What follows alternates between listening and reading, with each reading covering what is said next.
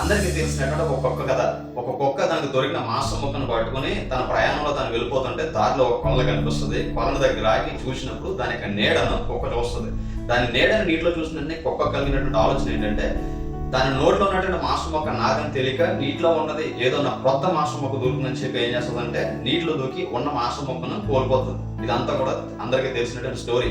చాలా సార్లు మనుషులైన వారు ఏం చేస్తుంటారంటే, వారు తమకు కలిగి ఉన్న దాంతో సంతృప్తి చెందకుండా పక్క వారు వలె జీవించడానికి ప్రయత్నం చేసి లేనిపోని కష్టాలు కొని తెచ్చుకోవడాన్ని ఈ రోజుల్లో మనం చూడగలుగుతున్నాం. వాక్యము ప్రసంగి గ్రంథము 3:12 చెబుతుంది, కాగా సంతోషం గుండెటి కంటను తమ బ్రతుకును సుఖంగా వెళ్ళబుచ్చేటి కంటను మానవునికి శ్రేష్టమైనది ఏది లేదని వాక్యం తెలియజేస్తుంది. బైబిల్ ఎప్పుడు కూడా ఒకటే చెబుతుంది, అదేంటంటే మనకు కలిగి ఉన్న దాంతో సంతృప్తి చెందమని వాక్యం చెబుతుంది. కానీ ఈ రోజుల్లో చాలా మంది, చాలా కుటుంబాలు, చాలా మంది వ్యక్తులు ఏం చేస్తుంటారంటే, వారికి కలిగింది కాకుండా పక్క వారిని చూసి పక్క వారి వలె వారు కూడా ఏదో చేయాలని ఆలోచించేత లేనిపోని కష్టాలు కొని తెచ్చుకోవడానికి మనం చూస్తాం. పక్కోడికి ఐఫోన్ ఉంది, నాకు ఐఫోన్ కావాలని అప్పు చేసి ఐఫోన్ కొనడం, పక్కోడికి కారు ఉంది, నాకు కూడా కారు కావాలని కారును కొని శ్రమలు కొని తెచ్చుకోవడం, ఇవన్నీ కూడా మనం చూస్తుంటాం.